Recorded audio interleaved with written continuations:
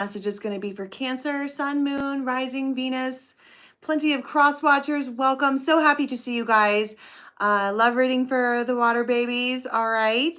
The time frame for when you can expect this to play out for Cancer is typically until the next time I do a Cancer reading. So anytime in between there, you can expect some of these things to play out. Okay. There is going to be an extended. The link for that is going to be in the box below. You can get one at a time on Vimeo. Make sure that you're clicking the Cancer link that has the exact same name as this video. Or you can get everything that we do and the sneak peeks of the weeklies on members. So everything you need is in the box below. And without further ado, let's read for the water babies. Guides and angels from our tribe. Tell us something good about Cancers. Tell us something good. Ho hum. It's not funny, but I was like, tell us something good. Womp. Because this is, her name is the Laum. She is, I think we talked about this yesterday in one of the readings about the fact that the Laum is an unconditional giver. That's what she does, is the giving tree, okay, all day. But look at how tattered up her wings are. It's almost like she cuts off pieces of her wings to give to other people so that they have whole wings, right? And she's just like,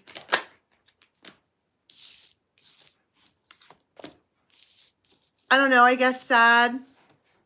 But she has a smile on her face, like, I guess this is, I mean, the vibe that is supposed to come from this particular card is that this is a person that is so unconditional and so selfless that they would literally give pieces of their own fairy wings so that other people can have full wings. And she's not, this is not Cry Me a River. She's not crying. It just feels like maybe she has a very lonely life. This is someone who goes out and about and does everything that they're supposed to do, and then they go back to this like blue place and find themselves in the moonlight. Like, maybe it's even honestly wishing the best for other people, like still even by themselves. They're like, and I pray for mommy and I pray for daddy and I pray for, you know what I mean? It's very sweet. It's just, if you were to be an outsider looking in, it sure does look lonely. Right, but wait, there's more, right? That's just someone who, we're starting out this time frame with someone who is just by themselves, and from an outsider's perspective, it does look kind of lonely. But then you have this raw, and it's like this, it would come this way, this energy bubble floating in. And an energy bubble is opportunity, it's thought, it is a new way of being. Like I said yesterday on the live, every time I see this particular card, have you seen The Little Mermaid? I know my Cancer babies will love that. Do you remember the end of the movie where she's sitting on the rock and looking at Eric and she thinks she can never have him? But then she's all, you know, that's unconditional love. But then her dad puts the magical juju in the water and it creeps up to her. And then suddenly there's a change. She actually can have what she wants. And it's like this energy is coming towards this particular person. And it doesn't have to be love. You know, it almost feels like we're talking about karma. We're talking about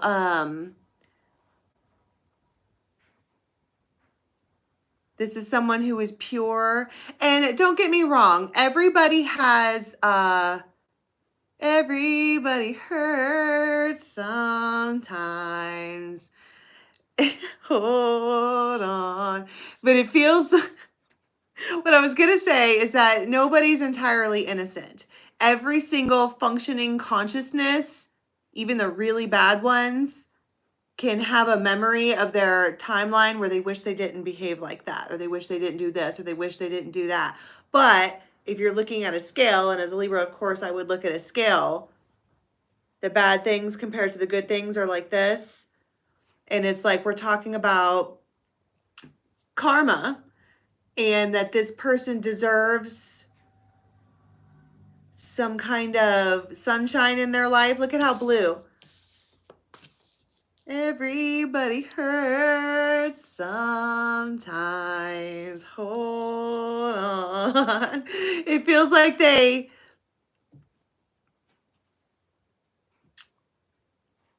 Well, let's talk about what the energy is. Whoa, big energy. The RAR says it's wild and it's pure potential. And we have someone who wants to be honest. So there is, we have the one character, right? And then we have this particular character, and their eyes might be beautiful. They could be like almond shaped. They could have little tiny lips.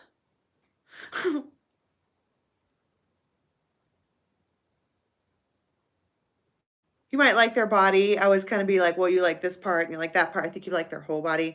But this is the honesty card. Talks about honesty, tact, and compassion. And it's like we have this, that's what I was saying, from an outsider's perspective. If he was looking at her, they sure do look lonely. Suddenly I got like a well of the... Like, I wanted to cry a little bit. It makes me want to cry for them.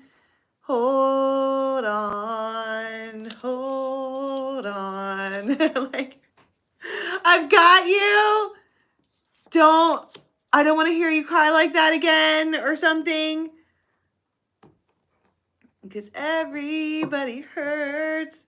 So, wow. It's almost like the moon happenings during this time frame is going to affect Cancers who are ruled by the moon. You don't say. All right. This is a sweet introduction to whatever this is that we're talking about. You have two people here who are good people. And someone is unconditionally giving and someone else is feeling really compassionate for that person. And it's big energy, big ol' energy coming in hot. And you got REM playing in the background.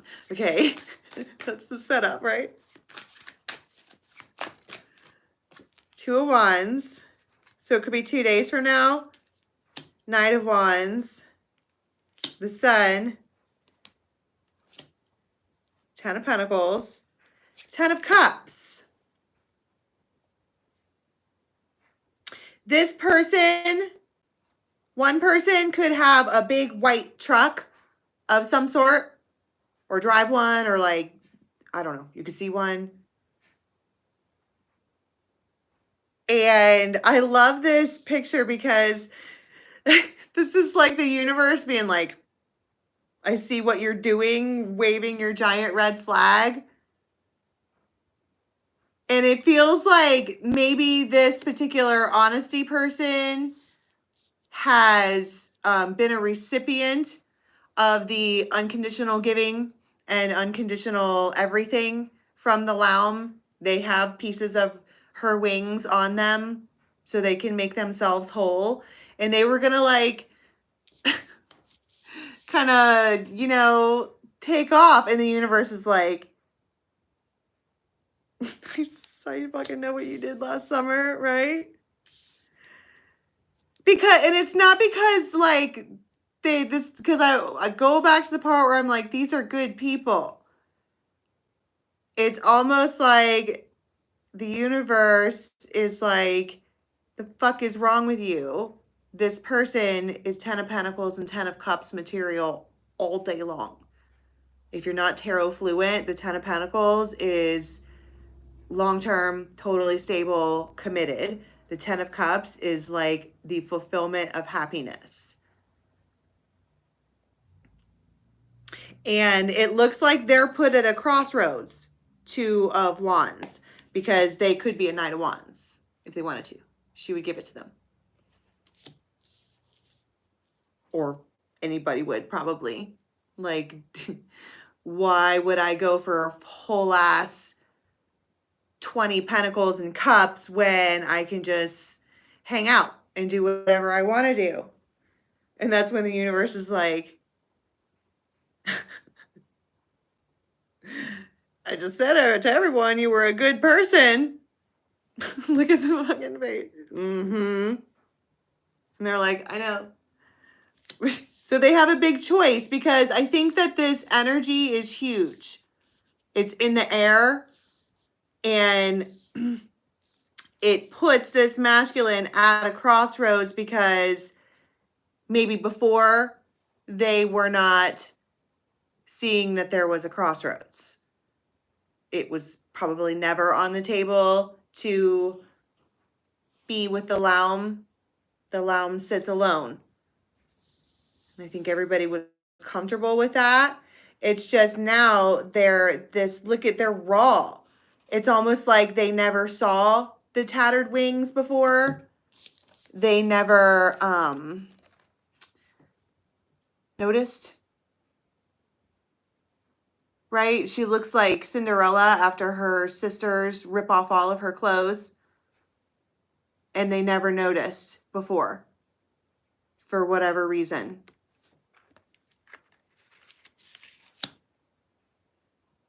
And now they're like, why did they suddenly go to, okay, well now I have to marry this bitch. Why did they go there? I heard it's just a vibe.